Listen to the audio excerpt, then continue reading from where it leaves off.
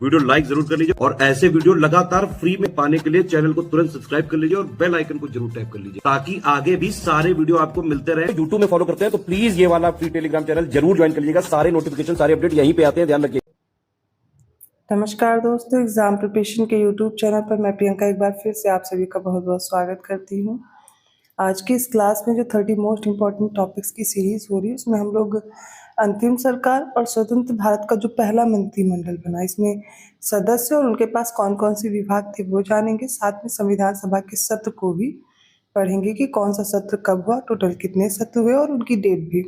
तो पूरा लिस्ट के फॉर्म में आप ये सब देखने वाले हैं। वीडियो ध्यान से देखिए, 1 से 2 प्रश्न आपके एग्जाम में यहीं से बनने की संभावना है। तो अगर आप न्यू हैं इस चैनल पर, डेली दोपहर 1 बजे मेरे साथ ही क्लास कर सकते हैं और इसके साथ साथ रात को 9 बजे यूपीपीएससी आरओ और जो पीसीएस का एग्ज़ाम होना है, प्रीलिम्स एग्ज़ाम, इनके लिए प्रैक्टिस भी करवा रही हूँ, जो कि भी सब्जेक्ट वाइज क्वेश्चन चल रहे हैं, पीवाईक्यू और अपकमिंग जो क्वेश्चंस हो सकते हैं उनके साथ में ही ये सीरीज चल रही है। एक क्रैश कोर्स भी ज्वाइन कर सकते हैं जो कि बहुत ही कम पैसों में आपको मिल जाएगा। स्टडी फॉर सिविल सर्विसेज का ऐप डाउनलोड कीजिए गूगल प्ले स्टोर से और आपको बेस्ट स्टडी मटेरियल मिल जाएगा। सिलेक्शन के लिए आपको एक्स्ट्रा कुछ पढ़ने की ज़रूरत नहीं पड़ेगी। करंट अफेयर हो, जीएस हो, रीजनिंग हो या सीसेट वाला पोर्शन हो जो भी पीसीएस दे रहे हैं, हिंदी वाला पोर्शन हो, उसके अलावा आपको कुछ पढ़ना ही नहीं है। सिर्फ उतना ही मटेरियल फॉलो कीजिए और आप सिलेक्शन ले सकते हैं। इस समय ज़्यादा से ज़्यादा कोशिश कीजिए कि आप प्रैक्टिस कर पाए, क्योंकि देखिए इतना लंबा वक्त आपने एग्ज़ाम के लिए लिया है, एक बार एग्ज़ाम दे भी चुके हैं, तो अभी आप जीएस के लिए तो प्रिपेयर होंगे लेकिन आपने उतनी अच्छी प्रैक्टिस नहीं की होगी या करंट अफेयर ज़्यादा बढ़ गया है। तो कोशिश कीजिए, पेड क्विज ज्वाइन कर सकते हैं, टेस्ट सीरीज ज्वाइन कर सकते हैं। तो आप डेली एक मॉक टेस्ट दें जिससे आपको पता चले कि आपकी क्या अभी एफिशिएंसी इंक्रीज हुई है या डिक्रीज हुई है, आप कैसे मार्क्स ला रहे हैं पेपर में, आपका क्या स्कोर बनना है, किस सब्जेक्ट में अभी भी आपको दिक्कत है। तो सारे सब्जेक्ट तो नहीं प्रिपेयर हुए होंगे, है ना, किसी पे कमांड हो गई होगी, कोई अभी भी बहुत बेकार है। सभी पे फोकस करते हुए चलिए, हर एक सब्जेक्ट की अपनी एक इम्पॉर्टेंस है। आज मेरा ये इतना बताने का सिर्फ यही है कि आप लोग जो अभी समय बीच में रहा है जिससे डिमोटिवेट हुए, रेगुलरिटी ब्रेक हुई है, पढ़ाई नहीं हो पा रही, तो फिर से पढ़ाई शुरू कीजिए। चलिए आज की क्लास स्टार्ट करते हैं। अभी डिस्काउंट भी चल रहा है, ज्ञानसुख कूपन कोड है, अप्लाई कीजिएगा, आपको 25% का डिस्काउंट भी मिल जाएगा। सबसे पहले देखेंगे अंतरिम सरकार जो 1946 में बनी, ठीक है। इसमें किसके पास कौन सा विभाग था? तो जवाहरलाल नेहरू के पास ये परिषद के उपाध्यक्ष थे। राष्ट्रमंडल संबंधी और विदेशी मामले सब किसके पास थे? जवाहरलाल नेहरू के पास। सरदार वल्लभ भाई पटेल, इनके पास गृह विभाग, गृह और सूचना और प्रसारण विभाग। डॉक्टर राजेंद्र प्रसाद के पास खाद्य और कृषि विभाग था, कई बार मैच करने के लिए आता है और ये इम्पॉर्टेंट है याद करना। डॉक्टर जॉन मथाई के पास उद्योग और आपूर्ति विभाग था। श्रम विभाग था डॉक्टर जगजीवन राम के पास। रक्षा विभाग सरदार बलदेव सिंह के पास था। कार्य, खान और ऊर्जा जो मंत्रालय है सीएच भाभा के पास। वित्त मंत्रालय लियाकत अली खान। डाक और वायु विभाग अब्दुल रब निस्तार के पास। रेलवे और परिवहन विभाग आसफ अली के पास। शिक्षा और कला सी राजगोपालाचारी। वाणिज्य विभाग था आई चुंद्रीगढ़ के पास। स्वास्थ्य विभाग गजनफर अली खान और विधि जो विभाग था वो जोगेंद्र नाथ मंडल के पास था। अभी हमने क्योंकि अंतरिम सरकार की बात की है, तो अंतरिम सरकार के सदस्य वायसराय की कार्यकारी परिषद के सदस्य थे। वायसराय परिषद का प्रमुख बना रहा, लेकिन जो जवाहरलाल नेहरू हैं इनको परिषद का उपाध्यक्ष बनाया गया था।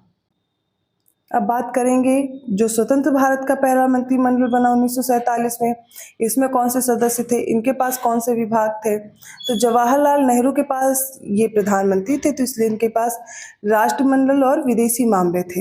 वैज्ञानिक शोध मंत्रालय भी इन्हीं के पास था। सरदार वल्लभ भाई पटेल गृह, सूचना और प्रसारण मंत्रालय, राज्यों के मामले भी इन्हीं के पास थे। डॉक्टर राजेंद्र प्रसाद खाद्य और कृषि विभाग, फिर से इनको यही मिला। मौलाना अबुल कलाम आज़ाद के पास था शिक्षा विभाग। नेक्स्ट है डॉक्टर जॉन मथाई, इनके पास रेलवे और परिवहन विभाग था। आर के शनमुगम सेट्टी, माफ कीजिएगा, इनके पास वित्त मंत्रालय था। डॉक्टर भीमराव अंबेडकर के पास विधि मंत्रालय। जगजीवन राम, इनके पास श्रम विभाग पहले भी था और अभी भी श्रम विभाग था। सरदार बलदेव सिंह, इनके पास रक्षा विभाग था। दोनों सेम है, जो सेम है वो आसानी से याद रहेगा। राजकुमारी अमृत कौर के पास अब स्वास्थ्य विभाग आया। सीएच भाभा के पास वाणिज्य विभाग। रफ़ी अहमद किदवई संचार विभाग। डॉक्टर श्यामा प्रसाद मुखर्जी ने उद्योग और आपूर्ति विभाग मिला और वीएन गॉडगिल को कार्य और खान और ऊर्जा मंत्रालय मिला। तो मोस्ट इंपॉर्टेंट लिस्ट है, इसको एक दो बार देखिए, याद करने की कोशिश कीजिए। नहीं याद हो रहा तो कहीं पर एक स्टिक कर लीजिए नोट्स बना करके, ठीक है, शॉर्ट नोट्स बनाकर इसको स्टिक करके याद कर सकते हैं। अब हम बात करेंगे भारतीय संविधान सभा के सत्रों के बारे में।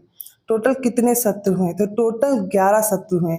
जो 12वां सत्र हुआ था वो 24 जनवरी 1950 को हुआ था, जब संविधान पर हस्ताक्षर किए गए। तो सारे पहले तो सत्र देखेंगे।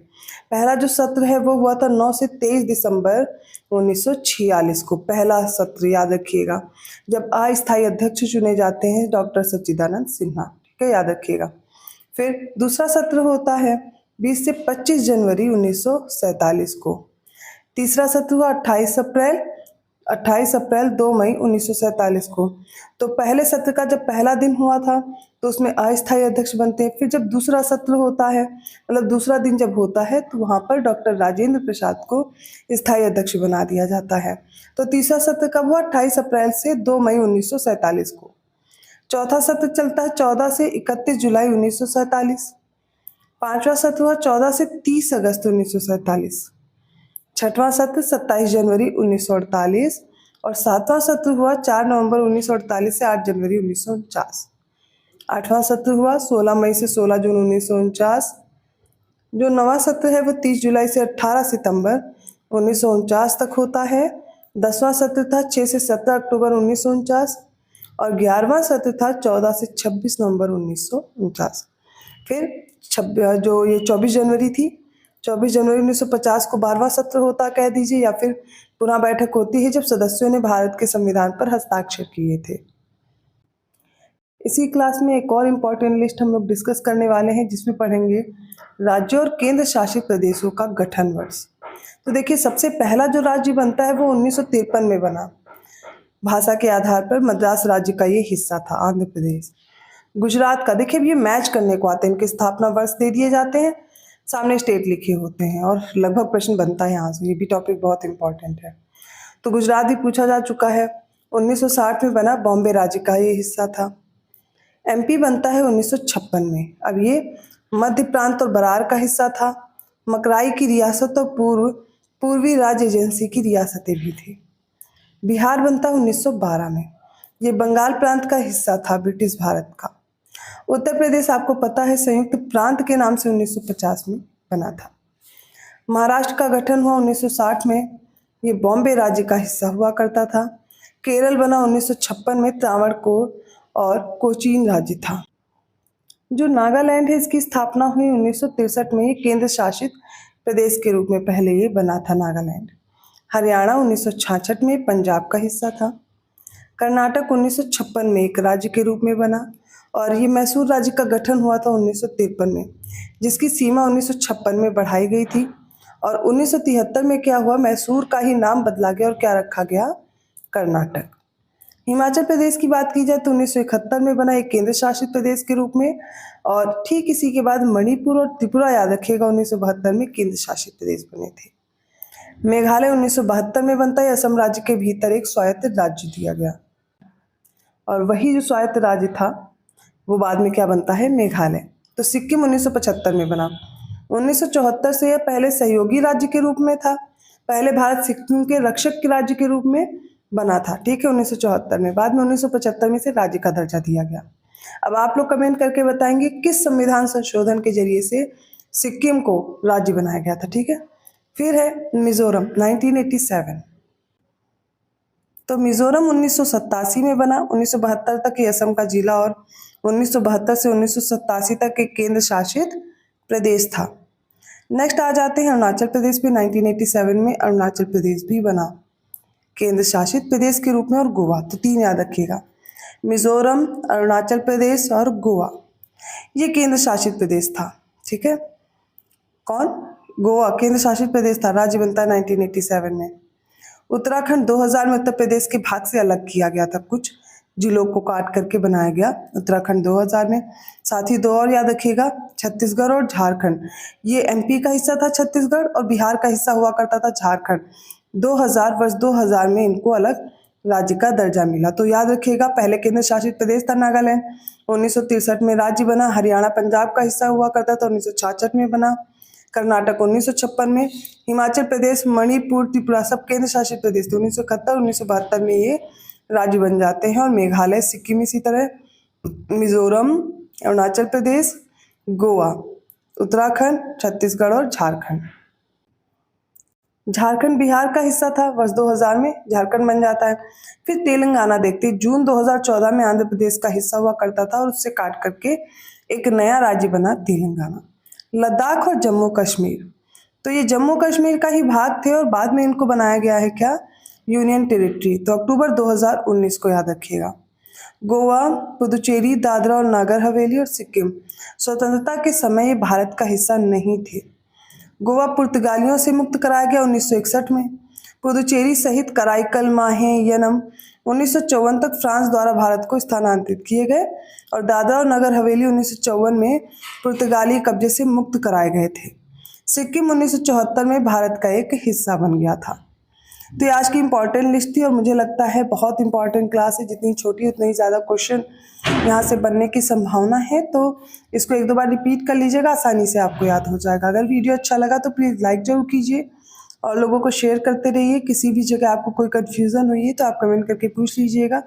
और इसके साथ साथ आपको क्या करना, अभी तक आप वीडियो देख रहे हैं, ज़रा सा भी आपको ये वीडियो हेल्पफुल रहा है या कंटेंट हेल्पफुल रहा है तो आप चैनल को ज़रूर सब्सक्राइब कर लीजिए और लोगों को शेयर भी कीजिए। पेड कोर्स के लिए आप स्टडी फॉर सिविल सर्विसेज का कोर्स ज्वाइन कर सकते हैं। डिस्क्रिप्शन बॉक्स में नंबर दिए गए हैं, कॉल या मैसेज करके जानकारी ले सकते हैं। मैं मिलती हूँ अगली क्लास में, तब तक के लिए धन्यवाद।